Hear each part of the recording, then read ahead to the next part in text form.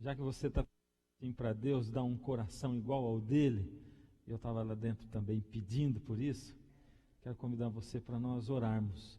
A música é uma oração cantada. Quando a gente louva, quando a gente canta, esse é o Espírito. Reproduzir de dentro de nós alguma coisa que flua para o Senhor, que flua para o trono dele e que depois flua para a nossa vida também. E a oração é o conversar com Deus. Então vamos conversar com Ele agora. Deus amado, queremos pedir ao Senhor e rogar nessa noite um milagre na nossa vida, que temos um coração igual ao Teu. Coração amoroso, um coração, Senhor, perdoador, um coração que coloque a Deus em primeiro lugar, o próximo. Quando nós olhamos para nós mesmos, Senhor, vemos que para nós é impossível isso. Parece que é até tolo pedir isso, como se nós nunca fôssemos receber. Mas o Seu poder é tão grande, tão maravilhoso, que nós sabemos, Senhor, que o Senhor é capaz de realizar isso com aqueles que se colocam nas Suas mãos. Pai, toma a nossa vida nas Suas mãos. Dirige os nossos caminhos por misericórdia. Abre a nossa mente, Pai. Ajuda-nos a entendermos a Sua palavra e que ela seja luz para o nosso caminho. Em nome de Jesus. Amém. Que gostoso é estar aqui, não é? Só para ter uma ideia, quantos de vocês estão vindo pela primeira vez hoje? Quero ver. Quantos? Que maravilha. Bem-vindos. Cada vez vai ficando mais difícil para quem vem pela primeira vez, não é? Porque a gente está na terceira noite. E profecia é como matemática. Como eu sempre digo, você tem que saber fazer adição, subtração, multiplicação, para poder depois dividir. E é o que nós estamos fazendo, construindo. Então, eu quero começar essa noite saudando você que está aqui. Bem-vindo, muito bem-vindo. Deus abençoe a todos nós. Quero saudar você que assiste pela internet, que é a Igreja Central de Curitiba virtual. A gente tem tido aí muita gente assistindo, mais de 1.300 pessoas cada domingo à noite assistindo conosco via internet. E também a todos os nossos amigos que ouvem pela Rádio Novo Tempo ao vivo, a cada domingo à noite. Você também é muito bem-vindo. Que gostoso é nós abrirmos a palavra de Deus. Eu vou ter que começar nessa noite abrindo a palavra de Deus de novo no livro de Daniel, no capítulo 2. E cada noite, até a quarta noite, eu tenho que fazer um resumo, levando em consideração as pessoas que estão vindo pela primeira vez e aqueles que estão ouvindo pela rádio a primeira vez e pela internet. Então eu vou ter que fazer um resumo, lembrando do que nós já estudamos, tá? E nós vamos gastar um tempinho nisso, mas é muito importante para que todos nós possamos pelo menos ter uma impressão inicial parecida, não igual, porque os detalhes que você já viu aqui são muitos, né? Eu vou pedir licença para vocês um pouquinho. Nunca fiz isso, foi a primeira vez, mas vocês dão licença, vou deixar vocês aí. Fiquem aí meditando um pouquinho, eu só vou ter que falar um negócio ali e já volto. Peraí. Eu já volto. Eu preciso de alguém. Você. É o seguinte, corre na última galeria lá em cima e depois você volta. Aí eu preciso que você vá. Ali na esquina tem uma pessoa que vai ela está esperando para entregar um negócio, por isso tem que ser muito rápido, né?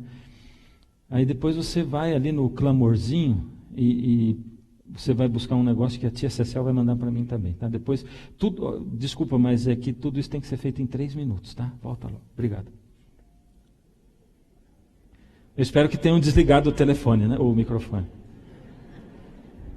Você vai entender o porquê dessa palhaçada toda. Você vai entender o porquê disso no fim. Eu preciso que você entenda um assunto e para isso eu fiz isso. Você entendeu, né? Então vamos lá. Bom, abrindo a nossa Bíblia em Daniel, no capítulo 2, nós encontramos uma história maravilhosa, fantástica.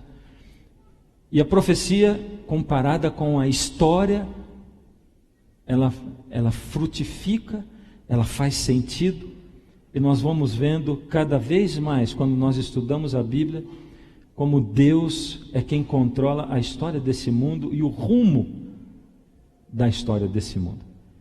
Como Deus sabe o fim desde o princípio, e como Ele é capaz de dividir conosco, como Ele é capaz de nos dizer, através dos profetas e da Bíblia, o que vai acontecer antes de acontecer.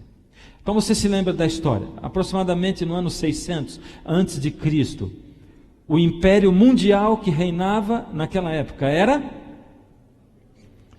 Pronto, vamos pegar no tranco hoje não, né? Vamos lá, ligar na ignição e pegar de uma vez. Quem era? Era Babilônia. Quem era o imperador? Vocês estão afiados. Nabucodonosor era o imperador de Babilônia, um império tremendo. Nabucodonosor teve um sonho, e naquele sonho ele teve a impressão, o sentimento muito forte de que aquilo era uma mensagem dos deuses, porque Nabucodonosor, ele não era judeu, ele não acreditava no Deus dos judeus, mas ele acreditava nos deuses. Ele era um imperador muito místico e impetuoso também. Nabucodonosor acordou, não lembrava do sonho, e mandou chamar o grupo de místicos que ele tinha, ou que ele considerava como sendo o grupo de místicos, que eram os seus magos, encantadores, astrólogos, os caldeus, que se misturavam na verdade também com os cientistas da época. Eles eram tidos como o grupo dos sábios, dos místicos, dos magos. E Nabucodonosor chamou essas pessoas. Elas vieram para o palácio e ele disse assim: olha, eu tive um sonho, não me lembro do sonho, é uma mensagem impressionante, são os deuses falando comigo, e eu preciso dos préstimos de vocês como eu nunca precisei na minha vida, como nenhum rei nunca precisou. Eu preciso saber o significado desse sonho. E aqueles sábios, astrólogos, etc., disseram para Nabucodonosor: é fácil, o senhor diz para a gente o que o senhor sonhou e nós vamos dar a interpretação do sonho. Vocês estão brincando comigo? Se eu não falei, eu dei a entender, não sei se vocês entenderam ou não, mas eu não lembro o sonho, eu não lembro. Na verdade, Deus tinha dado o sonho para Nabucodonosor, fez com que ele esquecesse, para que tudo aquilo fosse desvendado, para impressionar o coração daquele homem. E quando Deus fez aquilo, Ele fez pensando em mim e em você, que estamos vivendo hoje aqui, que estamos dentro dessa igreja, para que nós pudéssemos conhecer como funcionam os mistérios de Deus e como Ele revela os seus mistérios para nós através da sua palavra, a Bíblia. Amém? Amém. Esse é um Deus maravilhoso. E aí Nabucodonosor então chamou, eles não sabiam como dizer para o rei, e disseram: rei, não tem rei, por mais poderoso vocês tenham pedido isso e tal. E o rei disse: olha, vocês estão brincando comigo, se vocês não me disserem o sonho e o que ele significa, eu vou mandar matar todos vocês. E aí eles não souberam, e o rei mandou matar todo mundo. Nesse ínterim, o rei mandou o general dele, Arioque, buscar Daniel.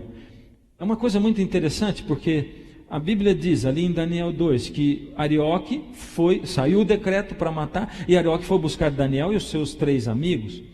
Isso quer dizer que eles faziam parte daquele grupo, em certo sentido. Pelo menos Nabucodonosor olhava para eles e pensava: eles fazem parte, porque eles criam em Deus, eles tinham comunicação com Deus, eles oravam a Deus e eram homens sábios. Então ele pensava: bom, tem esse Deus, aquele Deus, e tem o Deus do Daniel e dos amigos dele. Então eles fazem parte desse grupo, mas por algum motivo eles não estavam lá naquela noite, quando o rei chamou o grupo de sábios.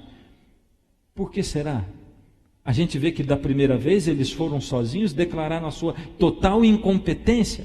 Quando Arioque foi buscar Daniel, Daniel disse para Arioque: olha, é o seguinte, faz o seguinte, pede para o rei, me leva, eu vou dizer para ele. Daniel foi na presença do rei e disse: me dá 3 dias e eu vou orar para Deus para Ele me dar a revelação. Nabucodonosor concordou. Eu fico pensando que ele deve ter pensado: está enrolando, está me enrolando.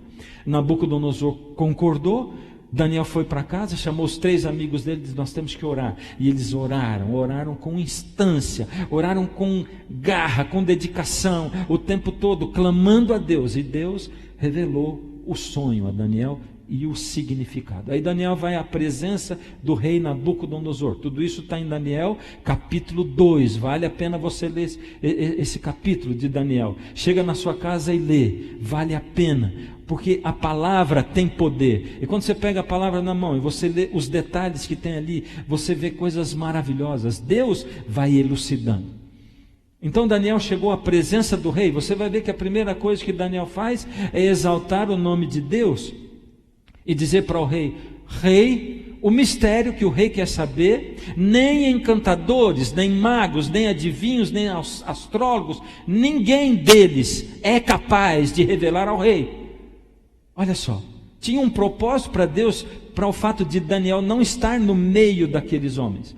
O propósito de Deus era realmente não misturar Daniel com eles, porque se Daniel estivesse naquela primeira noite com eles, quando o rei dissesse assim: me deem o sonho e a interpretação, e eles iam dizer: não dá. Na segunda vez, me deem. Daniel ia dizer assim: rei, por favor, me dá 3 dias. O que ele fez? E ele ia sair e ia pedir oração. E quando Daniel trouxesse a revelação, o rei depois ia dizer assim: um dia eu tive um sonho, foi terrível e tal, não me lembrava, mas eu chamei os meus sábios e eles resolveram.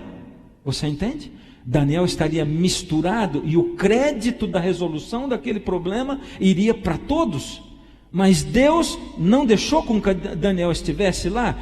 E 2 vezes os sábios declararam a sua incompetência. E quando Daniel chegou na frente do rei, diz assim: o mistério. Agora Daniel é quem declarou a incompetência dos sábios, porque Deus tinha um propósito, dizer assim: preste atenção, eu não posso me manifestar através de todos os caminhos. Eu tenho um caminho, eu tenho uma verdade. E eu disse para vocês, é interessante como nos nossos relacionamentos nós aceitamos que só tem uma verdade. E uma esposa diz para o marido ou para o filho: eu quero a verdade. Qual verdade você quer, mãe? Qual verdade você quer, querida? Você quer a verdade mesmo ou quer a verdade na qual você quer acreditar? Quando você veste uma roupa e pergunta para alguém: ficou bom? Qual verdade você quer ouvir? Você quer ouvir a verdade mesmo ou aquela que você quer ouvir? E se a pessoa dizer: olha, para dizer a verdade, está uma porcaria isso. Você: puxa, mas eu comprei a roupa ontem, gastei R$500 nessa roupa. O que eu posso fazer? É uma porcaria. Aí você sabe: puxa, mas que pessoa chata, não é? A verdade incomoda, é o que a pessoa vê. Mas é assim, cada pessoa tem uma verdade? Ou será que existe uma verdade só? Jesus diz: eu sou o caminho, a verdade e a vida. Quem é a verdade? Jesus. Mas ele diz: examinais as Escrituras, porque cuidais ter nelas a vida eterna. E são elas mesmas que testificam de mim.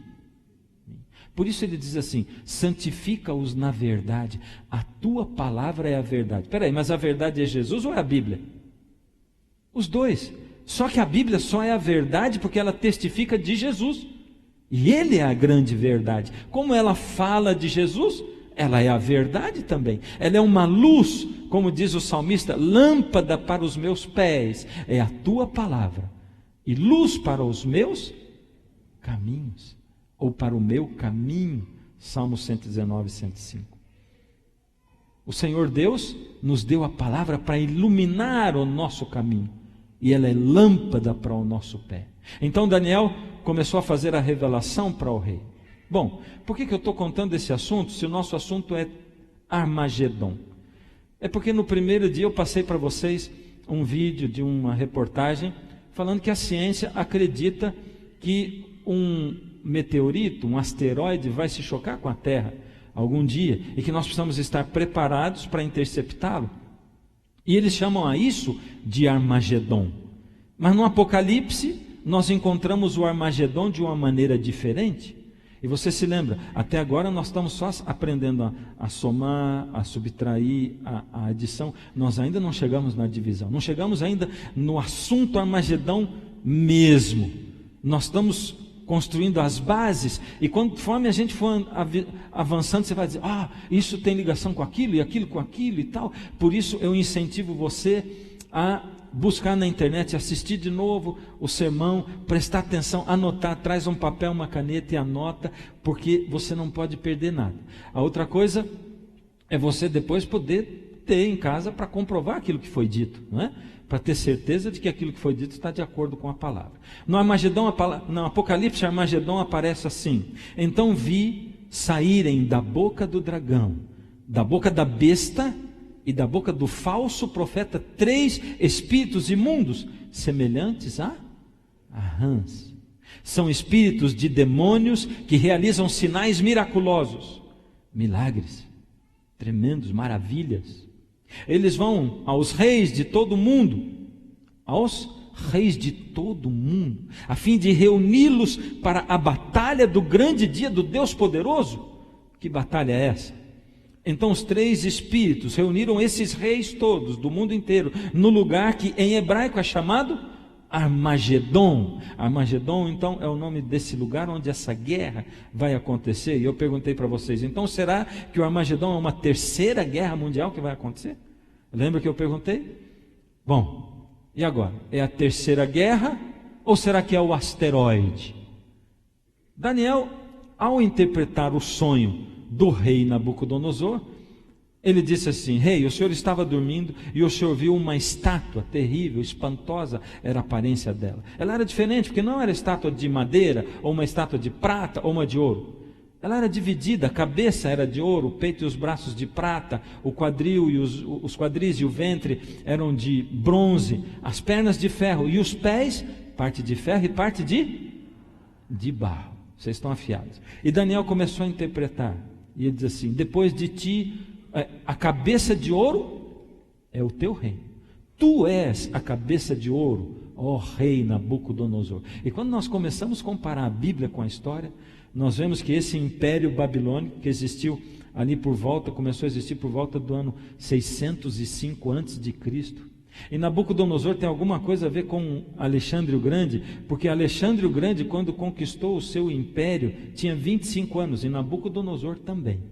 Os dois tinham 25 anos de idade quando conquistaram o império. E Babilônia foi o mais rico de todos.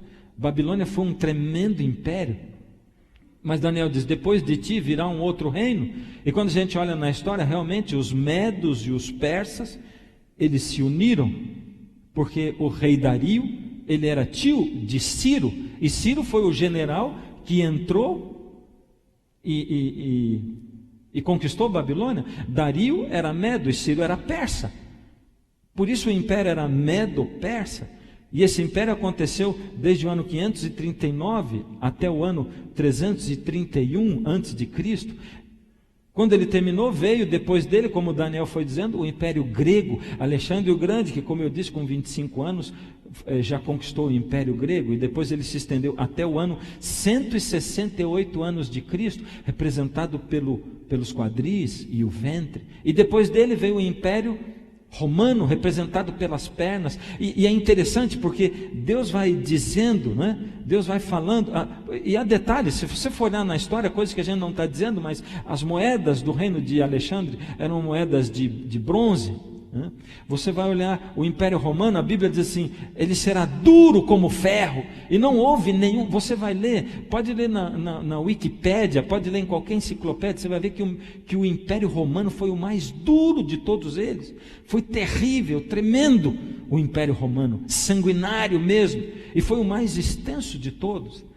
E assim como Daniel foi dizendo para o rei a estátua, e o rei ficando extasiado, ele diz assim: porém, quando chegar depois da perna de ferro, de repente o reino vai se dividir, e assim como o barro e o ferro não se misturam nos pés da estátua, esses reinos nunca mais vão se misturar. Eles vão tentar inclusive por casamento, mas não vão conseguir. E foi isso. Só que Daniel de repente disse: olha, o sonho não termina aí. Quando o Senhor estava olhando, eis que uma pedra que foi atirada sem o auxílio de mãos, ou seja, não tem interferência do ser humano. Uma pedra veio do espaço e bateu, onde mesmo? Nos pés da estátua, de ferro e de barro. E a estátua toda caiu e esmiuçou-se. O que é a pedra? Essa é a grande pergunta. Hoje nós vamos chegar lá. Amém, né? E aí está a descrição de todos os impérios, né? Com a estátua. Olha o que ele diz: quando estavas olhando, uma pedra foi cortada sem auxílio de mãos, feriu a estátua nos pés de ferro e de barro, e os esmiuçou. A Bíblia diz que aquilo foi feito como palha. Esmiuçou, foi feito um monte. Quem é a pedra? Quem é essa pedra? Essa pergunta ela já é por si só tendenciosa, não é? Porque eu poderia perguntar o que é a pedra, e seria mais generalizado, mas eu estou perguntando quem. Então isso indica que a pedra é uma pessoa. A pedra é uma pessoa. E eu quero mostrar para você através da Bíblia hoje. Se prepara, porque nós temos que definir. É muito importante saber quem é a pedra. É muito. Você vai entender por que é muito importante. Porque nós sempre temos uma confusão, se choca sempre na nossa mente. E vai ser assim a vida inteira, desde que o mundo é mundo. Se choca aquilo que eu aprendi como tradição, aquilo que eu aprendi como religião, aquilo que os meus pais me contaram, aquilo que eu sempre ouvi e que as pessoas disseram, com a verdade. Sempre vai se chocar. E ele se choca para mim diariamente, quando eu estudo a palavra, quando eu oro, quando eu leio a palavra. Deus está sempre me apertando, Ele está sempre me advertindo. Mas nós não gostamos de advertir, nós gostamos só de carinho, de bênção. Nós não gostamos da verdade, porque a verdade sempre vem para nos guiar num caminho no qual nós não estamos andando. E por que ela é sempre assim? Mas para todo mundo é assim? Para todo mundo é assim. Para mim é assim e para cada um de vocês é assim. Para todos nós. Porque todos nós, em algum aspecto da nossa vida, não estamos andando de conformidade com Deus. Porque todos pecaram e destituídos estão da glória de Deus, é o que diz o apóstolo Paulo. Todos nós pecamos. Então Deus tem que nos corrigir a todos. Por isso não pense, puxa, eu fui lá, mas o pastor falou para mim. Sim, tudo aquilo que eu falo, blá, blá, blá, blá, blá, blá, blá, blá, blá, é o Espírito quem traduz. Ele traduz para a sua necessidade. Por isso você sai daqui com a certeza de que Deus falou com você. Não foi por causa do que eu falei, mas foi por causa do que o Espírito traduziu. É muito importante nós termos um compromisso. Nós saímos daqui semana passada fazendo um compromisso com a verdade. A verdade é Jesus, e quem expressa a verdade, quem mostra para nós em detalhes a verdade, como ela é a Bíblia, a palavra de Deus. E esse é um grande conflito que existe hoje no mundo, porque as pessoas estão desacreditadas da Bíblia. Elas ficam pensando, a Bíblia, cada um pensa como quer, cada um interpreta ao seu jeito ou à sua maneira. Como o Senhor Jesus podia dizer, santifica-os na tua palavra, a tua palavra é a verdade, se cada um pudesse interpretar do seu jeito? A Bíblia é a palavra de Deus, ela é a verdade porque ela expressa o Senhor Jesus. E nós fizemos esse concerto com a verdade. E a semana passada nós vimos como é importante eu estar apegado à verdade, mesmo quando eu não gosto da verdade, mesmo quando ela me acorda, me chacoalha. E tem alguns métodos de ressurreição que são terríveis. Aquele desfibrilador, por exemplo, né? A pessoa está ali e eles vão e dão. Você gostaria de acordado receber um choque daquele? Eu não. Agora, se você estivesse morrendo ali, você gostaria que aplicasse um choque daquele em você para tentar ver se te ressuscita? Eu gostaria. Eu gostaria. Porque eu quero viver. E Deus está dizendo assim, filho, entende. Você acha que está vivo. Eu tenho que ler um texto com vocês, que Deus colocou na minha mente enquanto eu estava orando aqui hoje, no início. Mateus capítulo 13. Antes da gente seguir em frente. Mateus capítulo 13.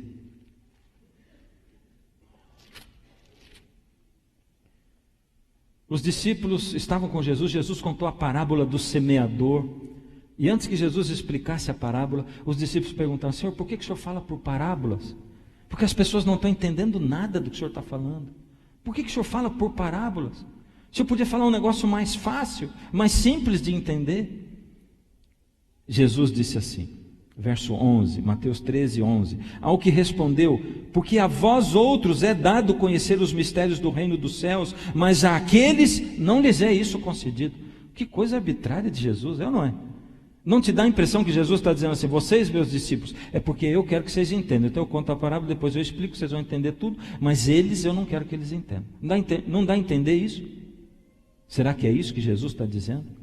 Olha o que ele continua dizendo: por isso lhes falo por parábolas.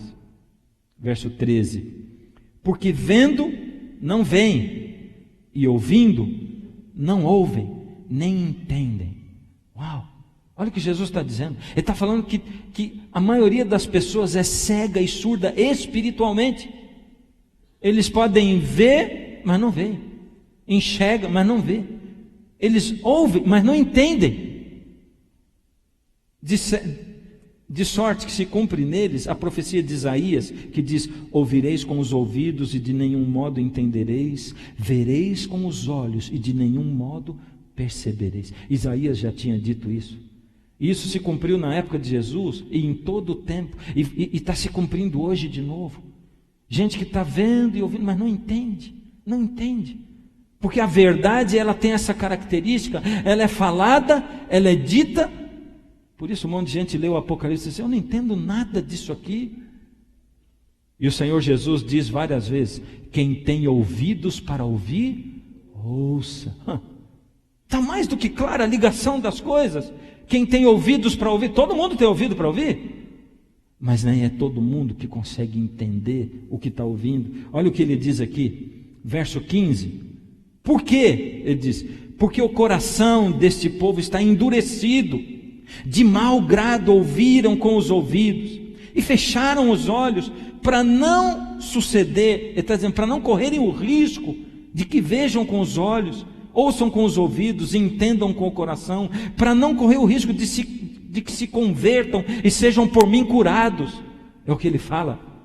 Em outras palavras, está dizendo: sabe por que eu falo por parábolas? Sabe por que a Bíblia tem que ser estudada e não é assim tão simples? Porque tem que estar no coração da pessoa o querer. A maioria das pessoas está ouvindo e vendo de mau grado, porque eles não querem correr o risco de serem transformados por mim. Eles não querem sair da sua zona de conforto. Eles querem olhar e querem dizer assim: Senhor, que aquilo que eu faça seja a tua vontade. Não assim: Senhor, por favor, seja o que for, me ajuda a fazer a tua vontade. Tem diferença nessas duas coisas ou não tem? Senhor, a tua vontade, a verdade, me diz que eu vou fazer, me ajuda, porque eu não tenho força. Se por acaso eu estou andando num caminho que não é o teu, me inspira. E eu quero te advertir de novo: isso aqui, para mim, Fernando Iglesias Martins, que é o meu nome, não tem nada a ver com religião, tem a ver com Bíblia. Você entende? Com Bíblia. É o que eu tenho dito para você: não acredita no que eu falo, não acredita. Não acredita também no que ninguém fala, seja pastor, seja padre, seja quem for. Não acredite. A pessoa falou, anota, vai olhar na Bíblia se está certo. E todos os dias se você for olhar minha Bíblia, tem algumas interrogações que eu ponho ali, e eu fico orando para Deus responder aquelas interrogações para mim. E se por acaso eu tiver interrogações que não condizem com essa religião aqui, eu vou mudar de religião, porque eu quero seguir a vontade de Deus e a verdade. Eu não quero seguir religião. Tem a ver com Bíblia, com palavra de Deus, você entende? Mas Jesus está dizendo assim: eles não querem sair da zona de conforto. Senhor, se a tua vontade for igual a mim, vai ser tudo bem, nós vamos andar juntos. Mas se não, Senhor, eu vou fazer do meu jeito. É isso. Presta atenção: quem é a pedra? Eu tenho dois caminhos para seguir. Eu vou analisar esses dois caminhos hoje. Olha esse texto, Mateus 16, 18, aponta uma pessoa como sendo a pedra. Também eu te digo que tu és Pedro. Quem está falando isso aqui? Jesus. Quem está falando? Jesus. Está falando para quem? Para Pedro. Também eu te digo que tu és Pedro, e sobre esta pedra edificarei a minha igreja, e as portas do inferno não prevalecerão contra ela. Você entendeu o que ele está falando aqui? O que ele está dizendo? Tu és Pedro, e sobre esta pedra edificarei minha igreja. Como entender isso? A gente tem que olhar no grego, o que significa Pedro. E quando a gente olha para o grego, Pedro é Petros, e Petros significa seixo de pedra. Pedra. Eu olhei na Wikipédia, Pedro, e ali diz assim, a história de Pedro, e ali diz que Pedro significa rocha, é assim que eles falam. Pedro é seixo de pedra, ou pedra, é isso.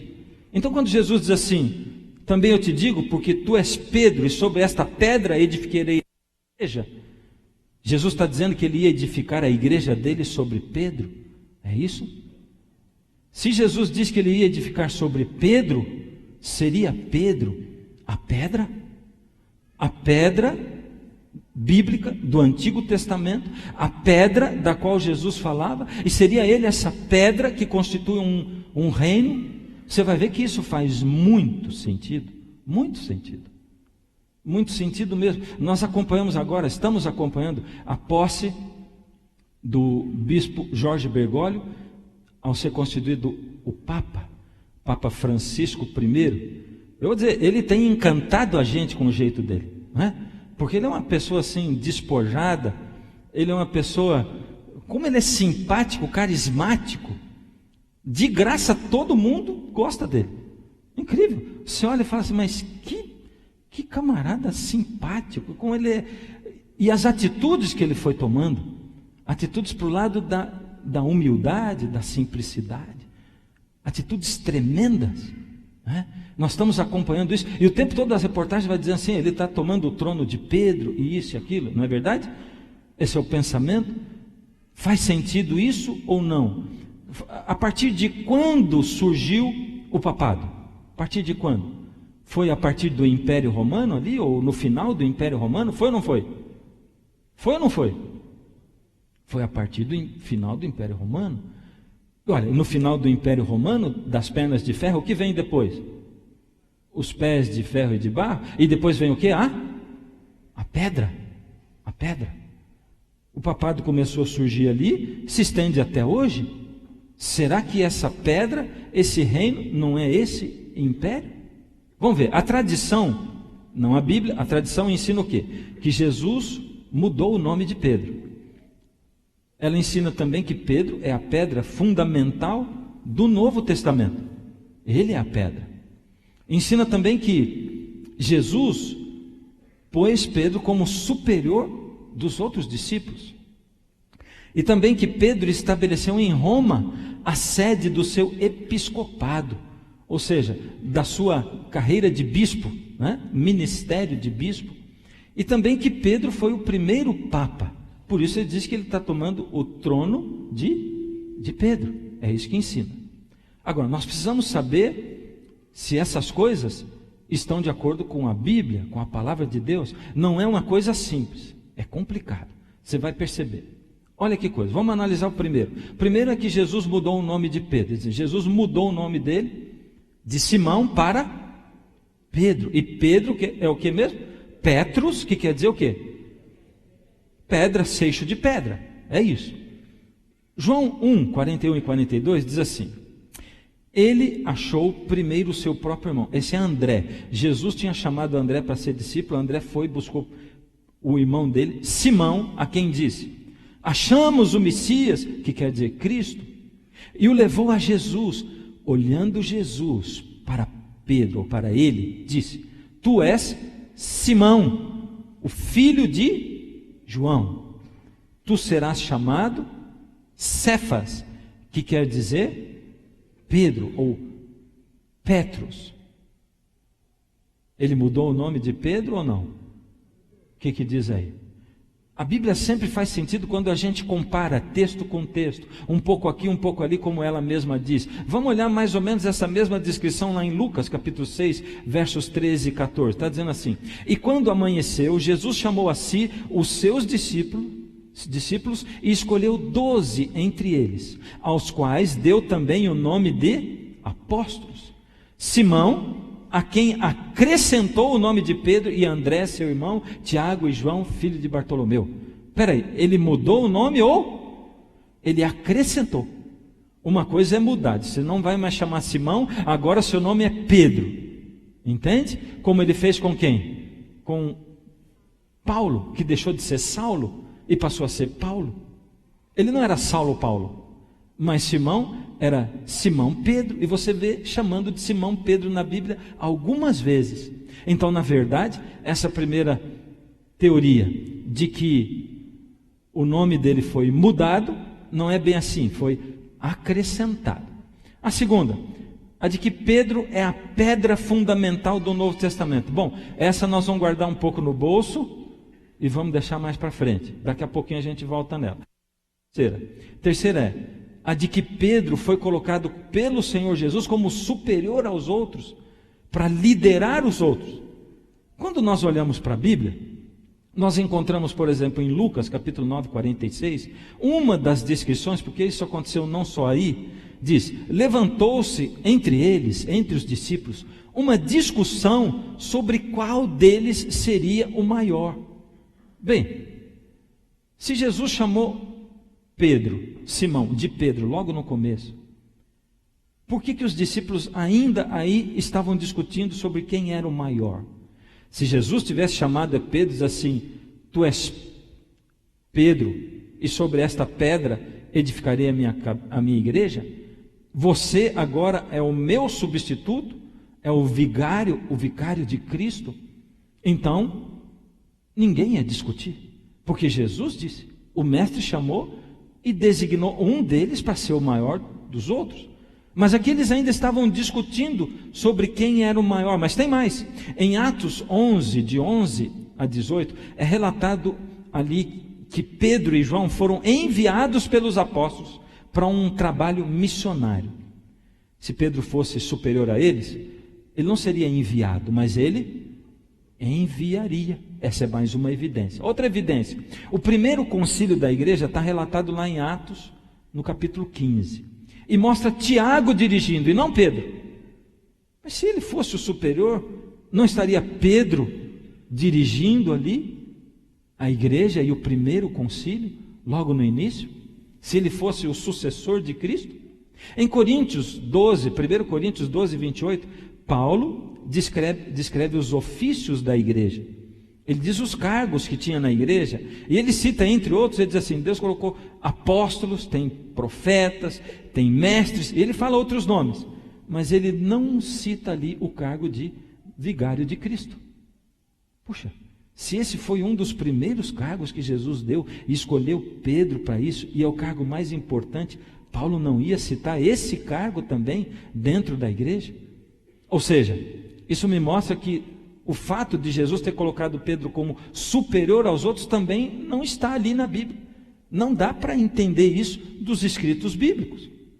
O quarto, será que Roma era mesmo a sede do episcopado de Pedro? Será que ele começou ali? Porque a tradição ensina que Pedro passou de 20 a 25 anos em Roma, e ali ele colocou o seu episcopado. E ele foi o primeiro bispo de Roma. É isso que é dita a tradição. Bom, a primeira coisa é a seguinte: se Pedro estivesse em Roma, a carta aos Romanos que está na Bíblia, porque quando você abre o Novo Testamento está ali Mateus, Marcos, Lucas, João, Atos, e depois é o quê? Romanos. Essa é a carta, a epístola de Paulo aos Romanos, e ali tem um monte de advertência para o povo de Roma. Por que Paulo ia escrever isso se Pedro já estivesse lá? O líder da igreja não ia ter necessidade nenhuma. Ali já ia ter alguém com autoridade suficiente, toda a autoridade, para advertir o povo. Existe um historiador que se chama Paul Schaff.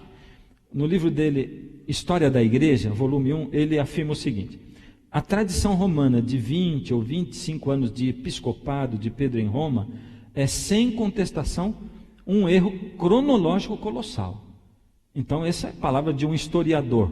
Eu não gosto de me basear muito nos historiadores, mas eles estão aí e a gente vai em um ou outro aqui também. Tem um outro historiador antigo, Irineu, que, citando Eusébio, ele afirma que Paulo e Pedro ordenaram Lino como o primeiro bispo, cujo nome é citado em 2 Timóteo 4, 21. A gente vai até ver essa citação depois. Olha só, um historiador dizendo que o primeiro bispo de Roma foi quem? Lino, o bispo ou o Papa Lino. Então quer dizer que esse ensinamento de que Pedro estabeleceu em Roma a sede do episcopado também base bíblica e também não tem muita base histórica. O quinto, será que Pedro foi o primeiro papa mesmo? Será que foi ele? Ou foi Lino quem foi o primeiro papa? Ou melhor, foi o primeiro bispo de Roma, né? Vamos pendurar esse e agora vamos voltar no 2. Nós deixamos para trás o 2. Pedro é a pedra. Será que Pedro é a pedra do Novo Testamento? Pedro é a pedra de Daniel? Será que é ele a pedra? Pense bem. Em grego tem duas palavras para pedra. Nós já descobrimos qual foi a usada para traduzir o nome de Pedro. Qual foi? Vocês estão ligados? Vem comigo. Petros. Petros quer dizer o quê? Seixo de pedra, ou pedra. Mas tem duas palavras em grego. Qual é a outra? Petra, que é rocha. Tem duas palavras em grego. Tem Petros e Petra. Petros é seixo de pedra, Petra é rocha. Agora presta atenção. Também eu te digo que tu és Pedro.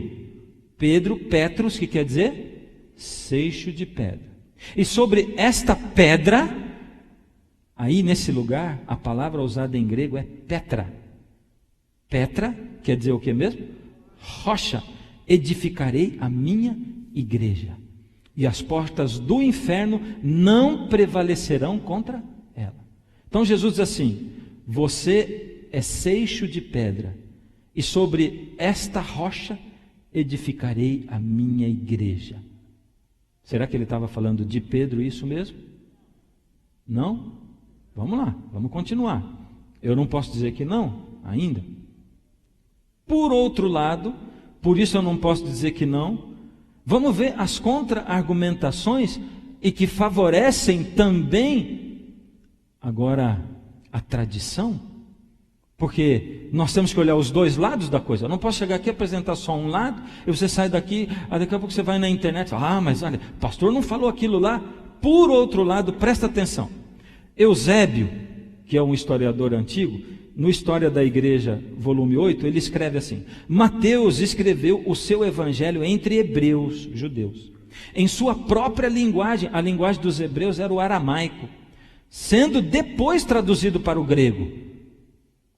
Bom, primeiro, não tem como provar isso. Nós não temos originais, nós temos cópias, né?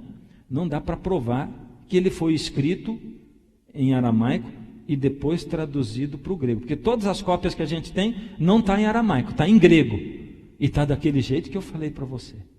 Essa é a primeira coisa, mas isso é uma coisa importante. Agora, esse argumento seguinte, ele é tremendo, e ele faz a gente pensar muito. Com base nisso, surgem três argumentos tremendos. Primeiro, se ele foi escrito em aramaico, no aramaico não tinha distinção entre Petros e Petra. Você entende? É como se eu dissesse para você: por favor, me traz uma manga. E você ia trazer o que para mim? Uma fruta? E se eu tivesse numa malharia, costurando uma camiseta que tivesse faltando 2 mangas, o que você ia trazer para mim? Uma manga de camiseta, é ou não é? A palavra é a mesma para 2 coisas completamente diferentes. Então, no aramaico não tem distinção entre Petros e Petra, é só pedra e acabou. Agora pensa bem, Cristo falava o aramaico, ele não ficava conversando com os discípulos em grego. Portanto, isso é certo. Jesus, quando ele falou, ele não falou em grego. Então ele não fez distinção entre as 2 palavras. Então como é que Mateus escreveu? Porque ele traduziu depois. Como é que ele escreveu Petros e Petra, quando ele escreveu no grego? Jesus não falou. Ele falou só a palavra pedra. Uau, isso aqui é para chacoalhar a gente? É ou não é? É ou não é? E você vai ver que faz muito sentido a gente pensar que quem sabe seja mesmo a pedra, seja o papado. Faz muito sentido, em muitos sentidos. Terceiro argumento é o seguinte: Pedro, esse aqui quem cita é Eusébio. Pedro, de nacionalidade galileia, o primeiro pontífice dos cristãos. Opa, Eusébio está falando que Pedro foi o quê? O primeiro pontífice dos cristãos. Eusébio foi historiador antigo. Ele está dizendo que ele foi o primeiro pontífice, tendo inicialmente fundado a igreja de Antioquia, se dirige para Roma, onde, pregando o evangelho, continua 25 anos bispo da mesma cidade. E agora, hein? Esse aqui é o Eusébio que fala, historiador. Por isso que eu disse para você, a gente tem que estudar e não pode se pegar um lado só. A dúvida é maravilhosa. A dúvida serve para a gente prosseguir estudando, prestar atenção, buscando a verdade de coração aberto, sem julgar ninguém e sem acusar ninguém. Por isso eu quero parar um pouquinho agora e dizer para você. Eu sei que tem muitos católicos me ouvindo pela rádio, vendo pela internet, sentados aqui dentro dessa igreja. Eu quero dizer para vocês que eu tenho muitos parentes católicos, gente e amigos, gente maravilhosa. Eu quero dizer para vocês que eu não acredito que somente pessoas da igreja adventista vão se salvar. Você entende? Eu quero dizer para vocês que eu acredito de todo o meu coração que também vai ter adventista que vai se salvar. Você entende o que eu estou falando? Também tem. E Deus vai salvar gente de todas as religiões. Você entende o que eu estou dizendo para você? Estou dizendo de coração. E lembra quando eu disse para você semana passada, eu tenho compromisso com a verdade. E eu li para vocês Ezequiel, quando ele diz assim, a respeito do atalaia, diz, se eu der para você a verdade, se eu disser para você, avisa o povo, você não avisar, a responsabilidade é sua. Então, eu, buscando a palavra, com oração, com jejum, buscando a palavra de toda a minha alma, é isso que eu tenho encontrado. Agora, o que você vai fazer com isso, depende de você. Você vai lá e vai estudar também, vai orar e vai pedir para Deus confirmar para você. Porque quando alguém vem para mim e diz assim, pastor, eu tenho uma mensagem de Deus para você. Já aconteceu com você isso? Acontece comigo. De vez em quando alguém diz, e eu digo assim, obrigado meu irmão. Agora eu vou orar e vou pedir para Deus confirmar para mim. Se Ele confirmar para mim, aí está certo. Porque Deus fala com você, mas Ele fala também com quem? Comigo. Deus fala com todos nós. Então, queridos, eu quero dizer para você de coração, não estou aqui citando o nome de igreja e achincalhando ninguém. Eu tenho o maior respeito pela pessoa do Jorge Bergoglio, Papa Francisco I. Tenho o maior respeito pelos nossos queridos amigos, irmãos católicos. Eu tenho o maior respeito por todos vocês de todas as religiões que vêm se congregar aqui. E Deus tem os sinceros dele aqui dentro, não interessa a sua religião. Os sinceros de Deus, eles são a igreja invisível de Deus. Não é uma placa de igreja, não é o nome de uma igreja. O povo de Deus é uma igreja invisível, porque só Deus conhece o coração. Só Ele sabe quem é realmente sincero e o busca. Por isso Jesus, no meio dos judeus, ele não encontrava acolhida.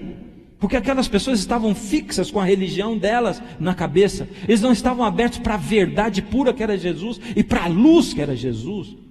Agora presta atenção, o que eu faço agora com essas informações? Bom, será que a pedra de Daniel 2 é o sistema papal? Por que sistema papal? Porque você vai entender por que é um sistema. Olha como é que ele é. Presta atenção. É um sistema de governo, porque o Vaticano é um país. Você vai ver daqui a pouco aqui, vou mostrar para vocês que teve uma época que o Vaticano recebeu terras extensas do Carlos Magno. E eles se tornaram uma nação, um país. E se o Vaticano é um país, então o Papa é considerado também o quê? Rei. E isso a gente viu, acompanhando agora o conclave, a gente viu que o Papa é considerado um dirigente político também. Por isso, o papado, ele não é somente um sistema religioso, ele é um sistema político-religioso. Você entende? Tem política e tem religião junto. Ele é considerado um governante. Então ele é um sistema muito interessante, poderes políticos e poderes religiosos também. Agora veja, todos os reis do mundo, ou todos os governantes do mundo, honram o Papa hoje. É verdade ou não é? É ou não é? Olha, eu estive acompanhando, aqui eu coloquei só 4 fotografias, né? Mas todos os reis do mundo o honram. Sabe quantas delegações tinham lá para saudar o Papa na posse dele? 132 delegações foram lá para cumprimentá-lo. E a imprensa disse que ele ficou 1h30 para cumprimentar todos. A Dilma estava lá e tinha muita gente dos governos mais importantes do mundo. Agora os religiosos também. Olha o que diz aqui. Eu fui na UOL Notícias, dia 19 de março de 2013, está lá 8h25 da manhã, está escrito: entre os representantes de outras religiões estavam ainda o metropolita, é o nome que eles usam para arcebispo, Hilarion, da Igreja Ortodoxa Russa, e o metropolita, leiam esse nome aí que eu não sou capaz de dizer, da Igreja Ortodoxa Sérvia, o reverendo, isso que vocês estão lendo aí, Olav, etc., do Conselho Mundial de Igrejas, são nomes estrangeiros, eu não consigo ler. Ele é do Conselho Mundial de Igrejas e representantes da Comunhão Anglicana, da Federação Luterana Mundial e da Aliança Mundial Evangélica e de outras religiões. Tem outros que não citaram, porque não dava para... Ou seja, estava ali líderes políticos e religiosos para saudar um líder que tem um poder político religioso. Pessoas do mundo inteiro e de todas as profissões religiosas estavam ali para saudar. Vou contar para vocês uma história bem breve do papado, para você entender na história como ele veio. Por quê? Porque conforme o Império Romano veio vindo e a igreja cristã começou a se desenvolver, Deus foi colocando bispos, e o nome bispo tem na igreja, foi colocando apóstolos, foi colocando diáconos na igreja, e esses cargos e a igreja foi crescendo em Roma, crescendo em Constantinopla, crescendo em Antioquia, crescendo em vários lugares. Agora veja, primeira coisa que a gente tem que reconhecer é que o papado prestou serviços importantíssimos durante toda a história e que são muito relevantes para a sociedade toda. Entre os papas tem homens muito piedosos, íntegros, muito conhecedores da Bíblia. Muito. Piedosos é o quê? Homens de oração, de fé, de comunhão. No primeiro século, não tinha um episcopado monárquico. Ou seja, não tinha um bispo que mandava nos outros, que exercia um poderio. Esse foi no primeiro século, não existia isso. Certo? Como é que era? A igreja era liderada por colegiados de bispos ou presbíteros. Então, eram diversos que existiam. Tá? Depois, inicialmente a palavra papa, ela era aplicada para várias pessoas que tinham cargos importantes dentro da igreja. Cargo importante chamava papa, como senhor, né? Então, era depois só... A partir do 5º século é que começou a ser aplicado só para o bispo de Roma. Só para o bispo de Roma. Agora veja. Também tem o seguinte. Leão I foi considerado, ele é considerado por muitos o primeiro papa da história. Ele defendeu a autoridade papal. Foi o primeiro a defender a autoridade papal, destacando os bispos de Roma como sucessores de Pedro. Então surgiu com Leão I essa coisa de defender teologicamente os bispos de Roma como sucessores de Pedro, e olhar lá para Mateus e começar a tentar embasar na Bíblia a ideia de que Pedro, pedra, sobre esta pedra edificarei a minha igreja. Foi assim que começou com Leão I. O apogeu do papado antigo foi com Gregório I. Gregório I, grava esse nome. Ele saneou as finanças da igreja que não estavam legais. Ele foi um dedicado estudioso da Escritura, reformou a liturgia, regularizou as celebrações do calendário cristão, o calendário gregoriano nós temos, e também a questão da música sacra. Dele nós temos também quem? A riqueza cultural do cântico gregoriano, veio de Gregório I. Agora vamos lá. Em meados do século VIII, o pai de Carlos Magno deu para a igreja amplos territórios do centro-norte da Itália e eles se tornaram os estados pontifícios. A partir daí é que o papado começou a ser um governo político religioso, porque eles ganharam terras, e aí ele começou a exercer também função de rei. Foi assim que aconteceu na história. O papado também teve os seus períodos sombrios, e a gente sabe, a Idade Negra, tudo mais.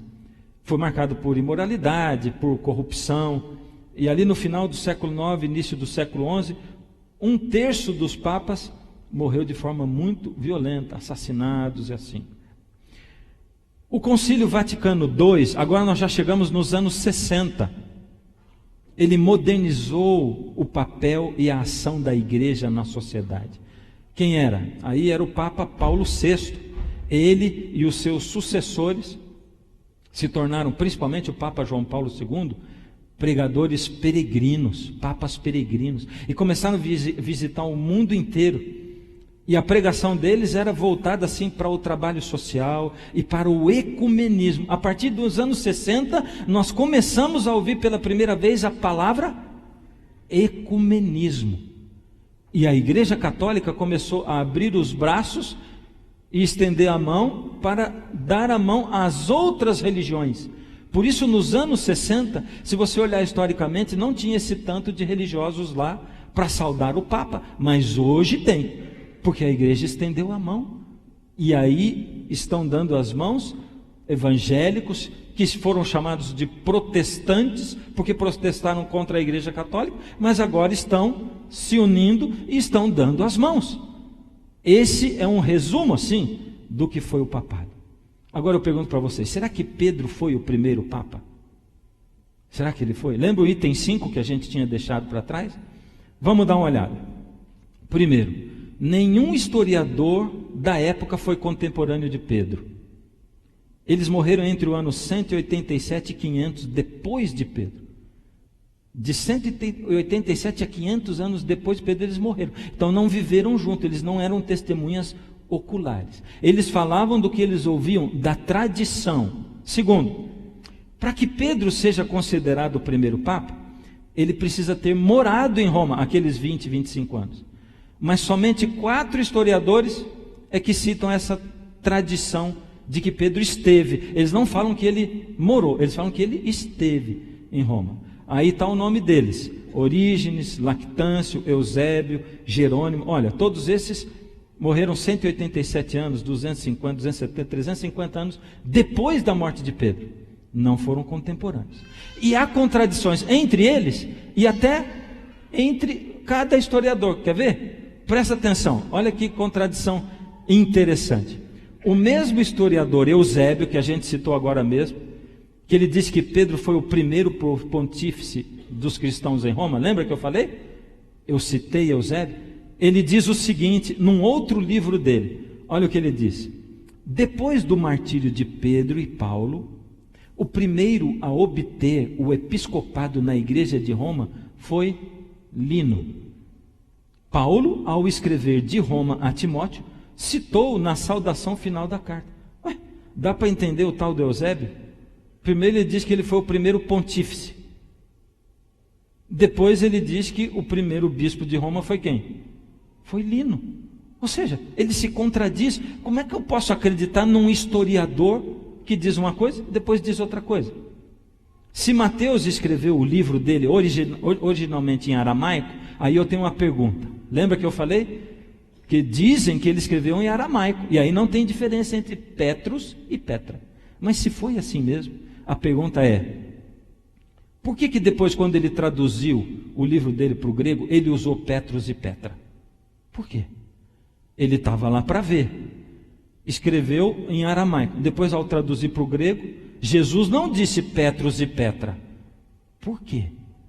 Mateus viu alguma coisa que ninguém viu. Eu quero exemplificar para vocês. Eu tenho um pessoal aqui que vai me ajudar. Vamos lá. Chega aqui. Rapidinho. Cadê o pessoal que vai me ajudar? Isso. 3 pessoas. Está faltando uma. Cadê a terceira? Isso. Então vamos lá. Chega aqui. Vocês estão prestando atenção aqui? Não perde essa, tá? Ó. Estou precisando de alguém aqui. Tá bom. Você, faz assim, vai para mim, lá em cima, no 3º piso, aí você pega um negócio que tem lá e depois você volta aqui. Você faz o favor para mim, vai para mim lá na esquina, tem uma pessoa que está esperando para te entregar uma coisa lá também, vai lá por favor, tá? Você também vai para mim lá no clamorzinho e tem uma coisa que a tia Cecília vai entregar para mim, traz para mim, tá? Isso. Você entendeu o que eu quis dizer ou não? Quando eu falei lá atrás, podia te dar a impressão que eu estava falando com uma pessoa, porque eu disse, tem que fazer em 3 minutos. Mas como é que alguém vai fazer isso em 3 minutos? Ir lá em cima e voltar, ir na esquina e voltar, ir lá no clamorzinho, lá no 2º andar e voltar em 3 minutos. Mas, quando eu tenho 3 pessoas, você está vendo. Da outra vez você estava só ouvindo. Agora você está vendo. Eu estou dizendo, você, você e você. O que será que Pedro viu que eu não vi? Porque Pedro escreveu em aramaico e depois, ao escrever em grego, ele pôs assim, Petros e Petra. Tu és seixo de pedra. Mateus viu o seguinte: tu és seixo de pedra, e sobre esta pedra edificarei a minha igreja.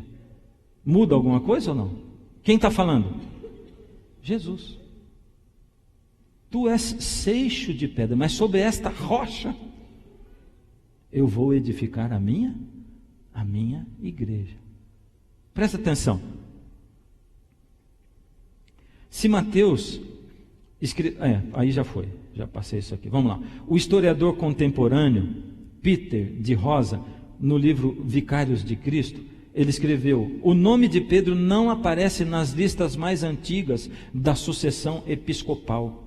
E tem uma arqueóloga, essa é interessantíssima, porque ela foi contratada para escavações na Basílica de São Pedro para encontrar os ossos de Pedro, que dizem estar enterrados lá, mas não foram encontrados esses ossos.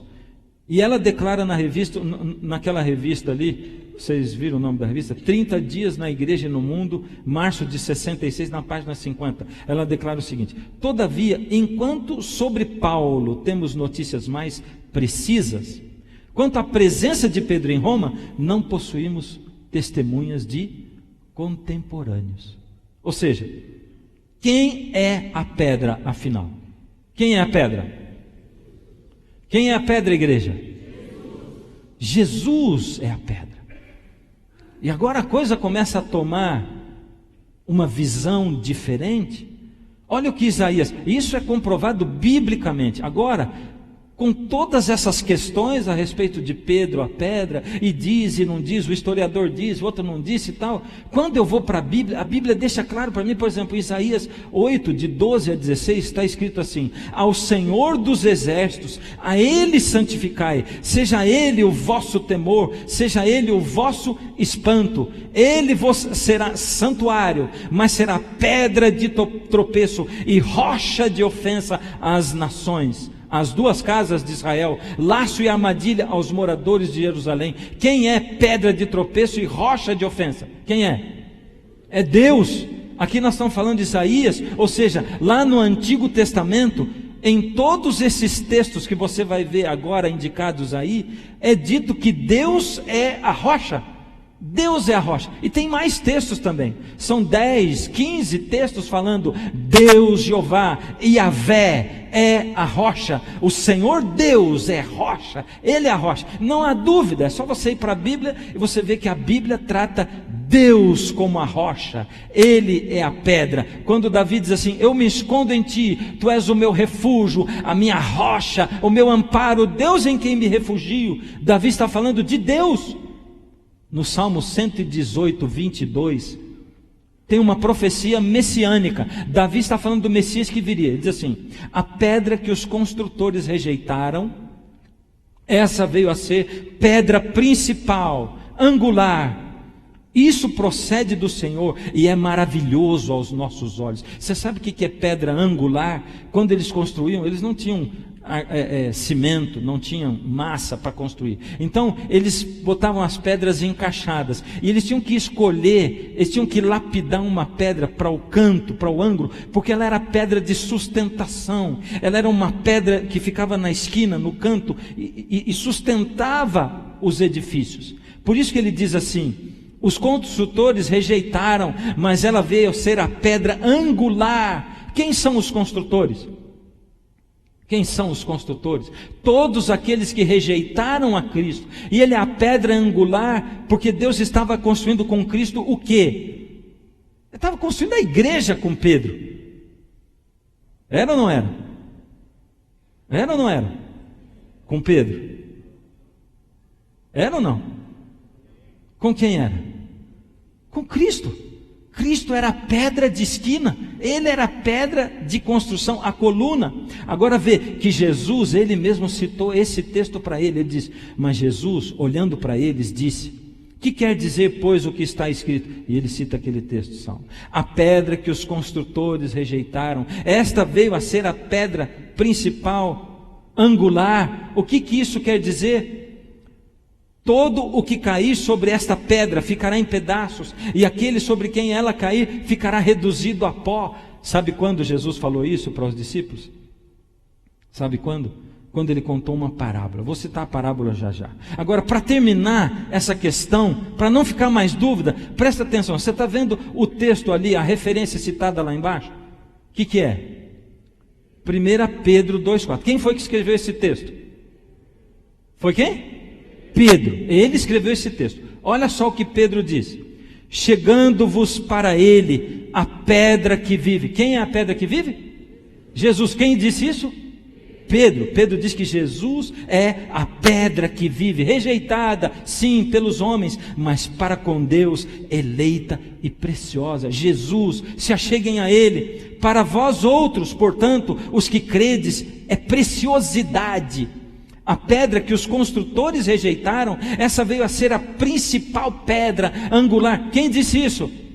Pedro. E veja só, lá em Atos, quando Pedro está fazendo o sermão dele do Pentecostes, ele disse assim: esse Jesus, aliás, quando Pedro, depois de ter curado o coxo no templo, ele está pregando, está falando ali com as pessoas que o acusavam, ele diz assim: esse Jesus é a pedra rejeitada por vós, os construtores, a qual se tornou pedra angular. Pedro não deixa dúvida.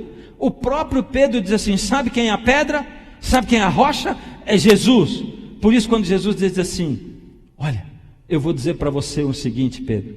Você, Pedro, é um seixo de pedra, é um filhotinho de pedra, e eu vou construir a minha igreja sobre esta rocha. Eu sou a rocha, a pedra rejeitada. Mas Deus está fazendo de mim a pedra angular, a pedra de esquina do templo. E eu estou construindo a minha igreja. Agora Jesus fez uma declaração tremenda. Ele é a pedra, não tem como. Pedro é um seixo de pedra. Jesus disse: todo o que cair sobre esta pedra ficará em... Quem é a pedra mesmo? Jesus. E aquele sobre quem ela cair ficará reduzido a... Declaração terrível essa de Jesus, não é? Sabe, algumas vezes a gente se encontra na Bíblia com textos que fazem a gente até chorar. Sabe quando você está precisando, já imaginou, naquela manhã, você está assim... desesperado, você está precisando de uma palavra de consolo do Senhor, você está precisando de um alento, você diz: ó Senhor, fala comigo, o que eu faço, Senhor, a quem eu busco, como eu faço, meu Deus, me dá uma guia. Você abre a sua Bíblia e olha para esse texto, e lá está assim: todo aquele que cair sobre esta pedra ficará em pedaços, e aquele sobre quem ela cair ficará reduzido a pó. Você faz o quê? Se mata, né? Você entende o que quer dizer isso aqui que Jesus está falando? O que é cair sobre a pedra? O que é cair sobre a rocha? Jesus diz assim: todo aquele que quiser vir após mim, negue a si mesmo, renuncie, tome sobre si a sua cruz e me siga. E dali a pouquinho ele diz assim: por que você está carregando tanto peso, filho? Pega sobre você o meu fardo, o meu jugo. O meu fardo é leve e o meu jugo é suave. E aprenda de mim, porque eu sou humilde de coração. Sabe como é que eu vejo isso? Eu vejo assim, você andando com um monte de coisa pesado, carregado, é a sua vida, e você diz: ah, Senhor Jesus, a vida é difícil demais, eu não estou suportando, Deus, é tanto trabalho, é pressão no trabalho, é pressão na escola, os relacionamentos, Pai, estão terríveis.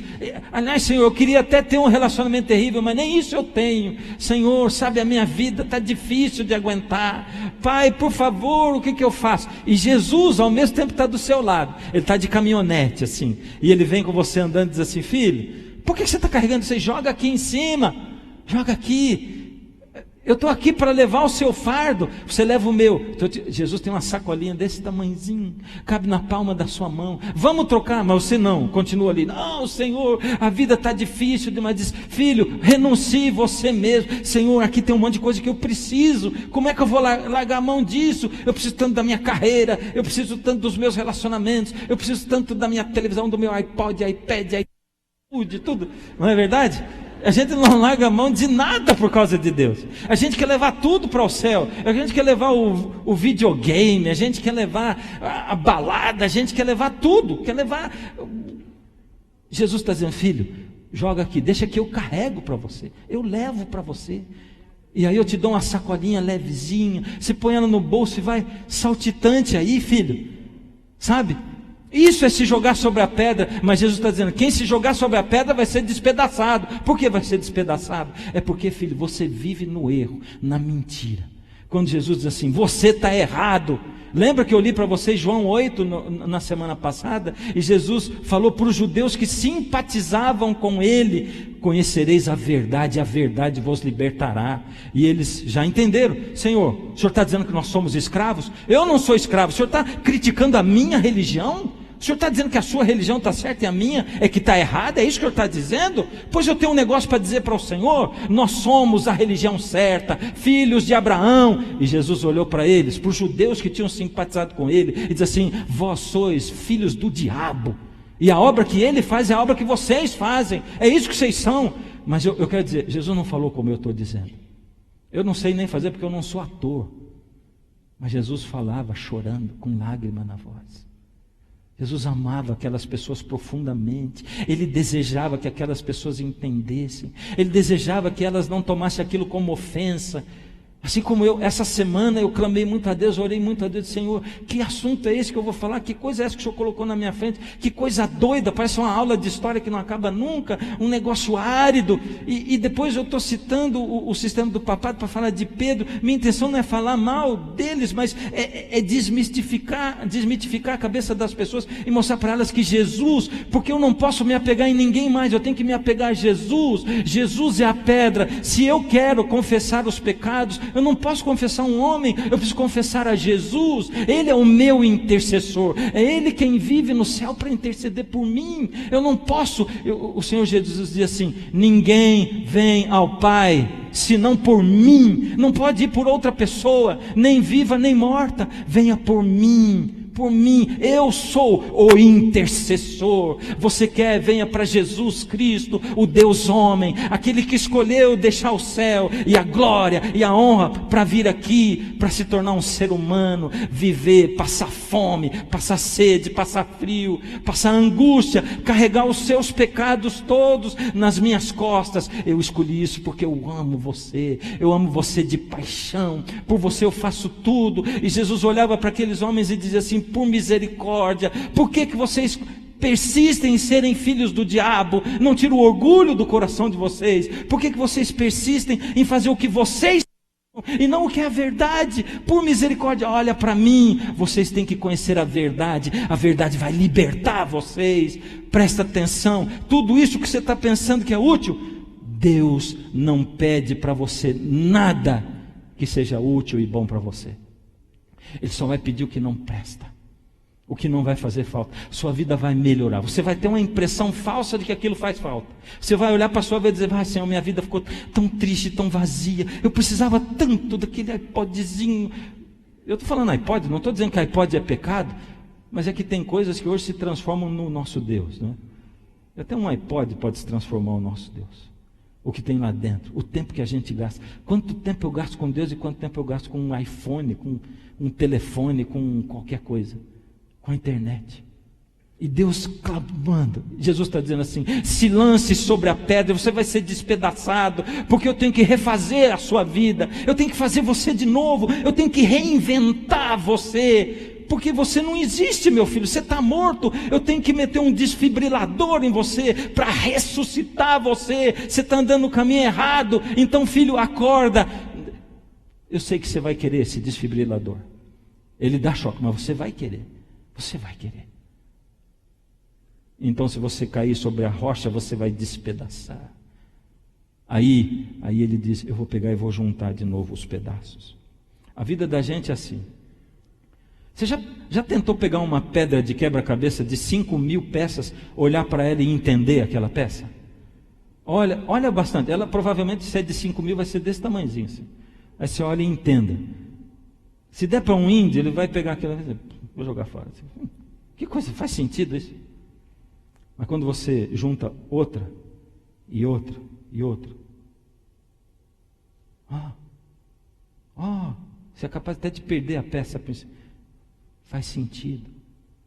A vida da gente com Jesus é assim. Às vezes vem um dia que você olha e diz assim: esse dia não fez sentido. Que dia miserável. Passou 2 meses, tem outras peças, porque cada dia é uma peça do quebra-cabeça. Aí você olha e diz: aquele dia miserável faz sentido agora. Olha o que era aquilo. Se eu aprendo com Jesus, faz sentido.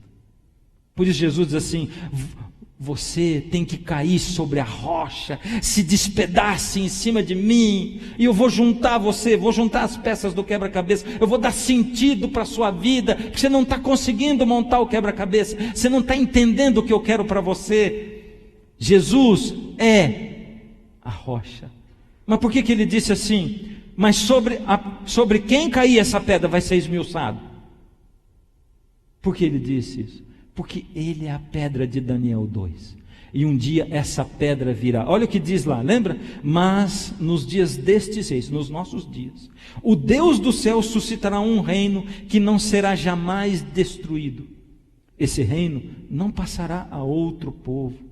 Ele esmiuçará e consumirá a todos estes reinos, mas ele mesmo subsistirá para sempre. Por isso que eu disse assim, quando eu olho para o papado, ele faz sentido, porque ele surgiu ali no final do Império Romano, os reinos se dividiram, ele está até hoje, e eu fico pensando, ele veio depois dos pés da estátua, será que ele já não está acontecendo? Não é o papado? Mas quando eu olho para a Bíblia diz, não, a pedra é Jesus, e Jesus diz assim, virei outra vez, lá em João 14, quando eu for e vos preparar lugar, virei outra vez e vos levarei para mim mesmo, para que aonde eu estou estejais vós também. É isso que ele disse. E ele disse um monte de coisa a respeito da vinda dele. Quando eu olho para o poder político religioso que surgiu de Roma, que ganhou força, que teve seu auge, sua queda, e que hoje está de novo num auge, está crescendo, eu olho e penso assim, poderia ser. Faz sentido. Eu vejo um homem tão bom, o Papa Francisco I, um homem que quer fazer caridade, um homem humilde, eu digo, faz sentido, ele é um líder religioso fantástico. Mas quando eu olho para a palavra de Deus, eu não consigo ter sentido de que ele seja a pedra, e que ele seja o substituto de Pedro, e que Pedro seja o substituto de Jesus.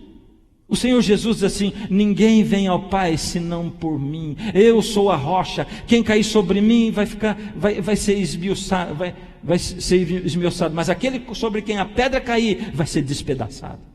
É isso que ele fala, porque eu vou voltar, eu venho, eu volto aqui.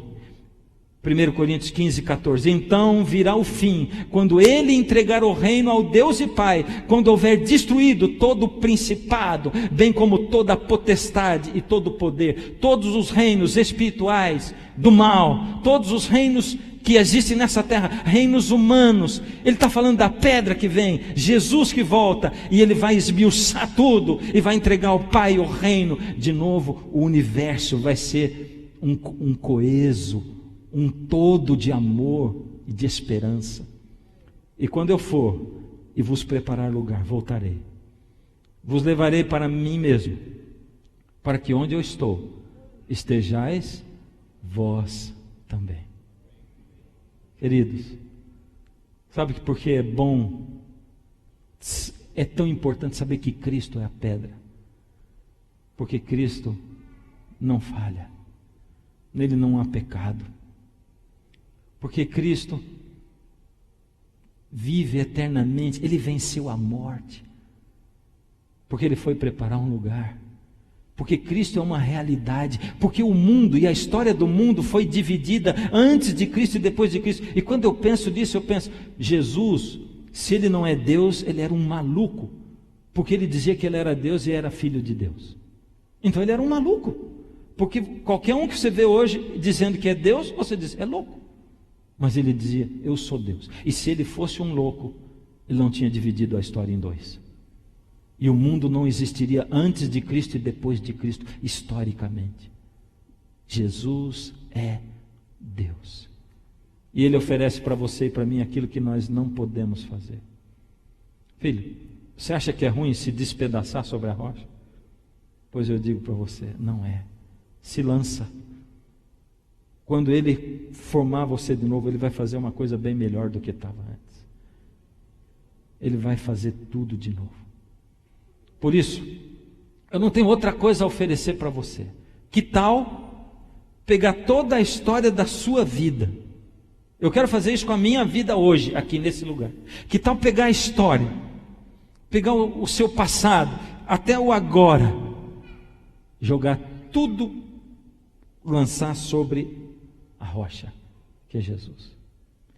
E aí, começar tudo de novo. É só isso que eu tenho para oferecer para você. Lançando sobre Ele toda a vossa ansiedade, porque Ele tem cuidado de vós. É isso. Um Deus desse não pode nos desamparar, não pode falhar. Um Deus desse é um Deus perfeito. Eu vou terminar contando uma história. Ela aconteceu comigo alguns anos atrás. Eu era pastor em São Paulo e fui convidado para fazer uma visita numa casa. Aliás, a pessoa me ligou chorando muito, era uma mulher. Eu estava recém-chegado na igreja, fazia um mês que eu estava ali, nem sabia quem me ligava. Fui para a casa dela. Quando eu cheguei, eu encontrei assim, um lugar muito diferente, porque na sala tinha um berço hospitalar. Ela me chamou e disse assim, pastor, vem fazer essa visita porque o meu filho está muito doente. Na verdade, o filho dela não estava doente, ele era muito doente. Um bebê de 2 aninhos, 3 aninhos mais ou menos, Paulinho. Ele tinha nascido com uma síndrome de Charge. Ele não tinha o céu da boca, ele tinha lábios leporinos. Mais do que isso, o médico disse, olha, ele nunca vai andar, ele nunca vai falar, ele nunca vai se alimentar pela boca. Vai ter sempre uma sonda ligada no estômago dele. Então, pede para Deus o seguinte, se ele não tiver muitas convulsões, ele não vai sofrer muito e vai viver até os 8 de idade. Mas se ele tiver convulsões, vai sofrer muito e a vida dele vai diminuir.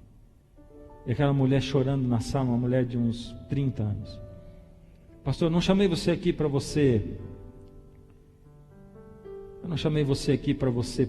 orar para o meu filho ser curado, não.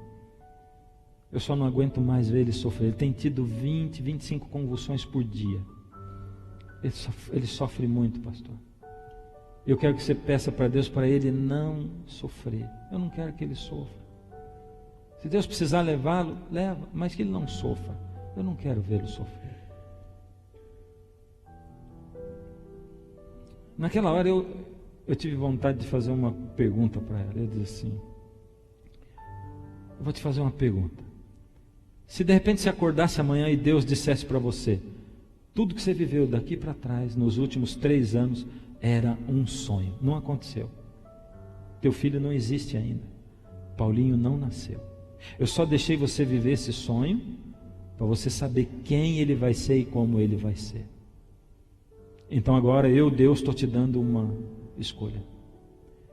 Sabendo tudo que ele vai ser, você vai ficar grávida. Você quer ter o Paulinho ou não ter? Você escolhe. Você pode ter ou pode não ter. Eu disse: o que você escolheria? E ela começou a chorar. Eu escolheria ter o Paulinho, pastor. Com todo esse sofrimento, toda essa angústia. Por quê? Pastor, porque a coisa que eu mais quero é ver o Paulinho perfeito comigo no céu. Eu quero ver ele correndo. Eu quero sentir o abraço do Paulinho que eu nunca senti. Eu quero ver o sorriso dele que eu nunca vi, pastor. E eu quero que ele viva a eternidade, porque essa vida é nada comparada com a eternidade, pastor. Eu pago esse preço de cuidar dele aqui para ele viver a eternidade. Sabe de uma coisa? Ali Deus me respondeu uma pergunta que eu tinha na minha alma. Porque eu vivia perguntando: por que Deus criou esse mundo se Ele sabia que ia ser essa desgraça? Deus criou porque Ele sabe que a eternidade é muito, muito, muito, muito, muito maior do que você pode imaginar pensando nessa vida aqui. Essa vida é nada, é lixo. Então um dia Jesus desejou, mesmo sabendo que você e eu iríamos sofrer, mesmo sabendo que Ele ia morrer no nosso lugar, Ele escolheu, Ele sabia como seria, Ele sabia da traição, Ele sabia dos açoites, da cruz, pior de tudo, Ele sabia da rejeição, mas Ele quis fazer tudo isso, para dar para você e para mim a chance de começar tudo. Ele quer começar tudo de novo. Você quer? Quer começar tudo de novo? Ele quer começar tudo de novo. Se você precisa começar, vamos cantar a última música agora. Enquanto essa última música é cantada, vou pedir isso. Enquanto essa última música é cantada, Jesus vai tocar no seu coração. Ele vai falar com você e vai dizer: filho, eu só tenho um caminho para você. Ou você me segue ou você me deixa. Mas eu quero começar tudo de novo. E se Deus falar com você em particular, se você quiser jogar tudo sobre a rocha e quiser começar de novo, você vai responder para Jesus, vai ficar em pé e nós vamos orar junto. Eu quero orar por você. Começar de novo. Quer começar de novo?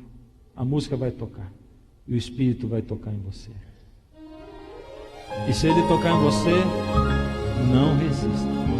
Só responde: eu quero, Senhor. Começa de novo, porque eu não gosto do que eu sou. Eu não suporto o que eu sou. E Ele vai tocar você. E Ele vai começar essa reconstrução.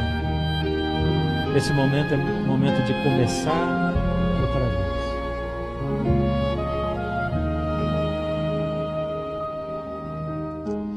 A sua entrega é total. Você não pôde mais adiar.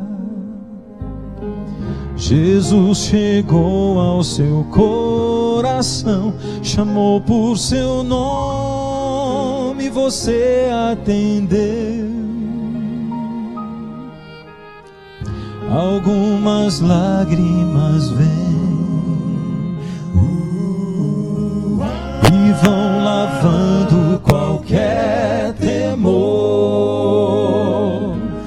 O Santo Espírito está aqui, lhe abraça e lhe diz o quanto esperou. Sua vida vai desabrochar, vai sorrir, vai cantar, começando aqui e por todo sempre. O amor de Deus vai lhe acompanhar. Ele prometeu, jamais vai deixá-lo. Você não estará sozinho a vagar. Deus vai lhe amparar.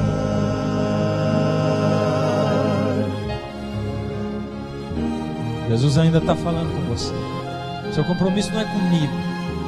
Seu compromisso não é com essa igreja. Também não é com a sua, nem com a placa de igreja. O seu compromisso é com Ele. Se Ele está falando com você, se Ele está chamando, não fica aí. Responde para Ele e fala: Senhor, eu quero. E não se preocupa com amanhã.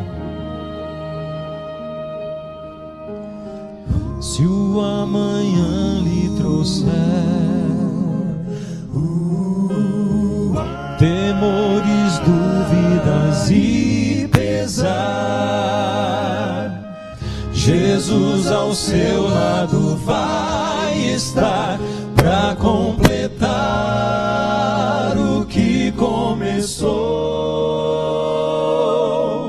Sua vida vai desabrochar, vai sorrir, vai cantar, começando aqui e por todo sempre. O amor de Deus vai lhe acompanhar. Ele prometeu, jamais vai deixá-lo.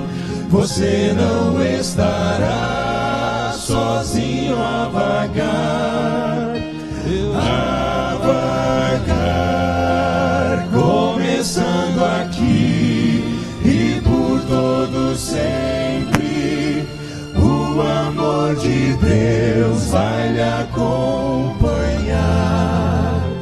Ele prometeu, jamais vai deixá-lo.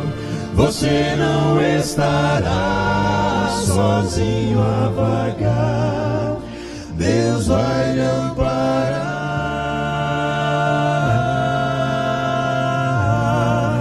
Deus vai lhe amparar. Senhor, nós queremos nos sentir amparados pelo Senhor. Nós não queremos nos sentir sozinhos, Senhor. Senhor, a sua verdade machuca muitas vezes. É difícil, Pai. Provavelmente no coração de muitos esteja havendo agora um sentimento misturado de descoberta, com angústia, com temor. Será que eu vim ao lugar certo? O lugar é a sua palavra, Pai. O Senhor disse para aquela samaritana naquele dia: vai chegar o tempo, e já chegou, onde os verdadeiros adoradores me adorarão em espírito e em verdade. É assim, Senhor, em espírito e em verdade.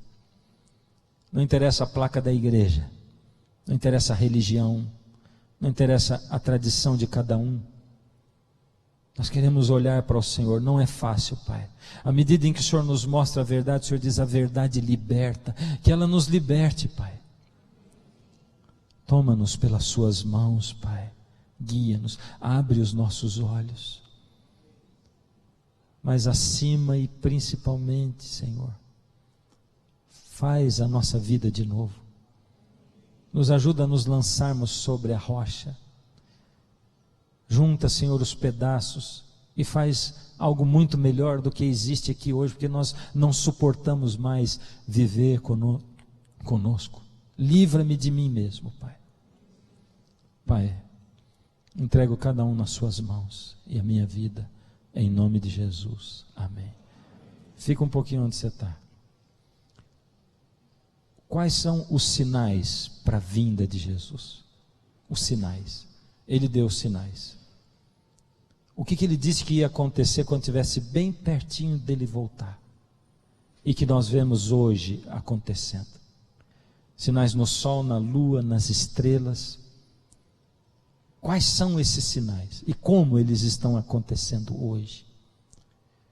Se você tem interesse em saber, um dia os discípulos perguntaram para Jesus: Senhor, que sinais haverá da sua vinda? Para que a gente possa saber que está perto ou se está longe. E ele deu uma lista de sinais. E se você quer pensar num tema empolgante, não chato como o de hoje, esse tema é o da semana que vem. Quando virá o Senhor Jesus? Quando?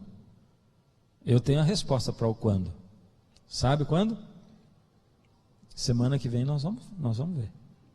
Tá bom? eu aguardo você aqui. Deus abençoe.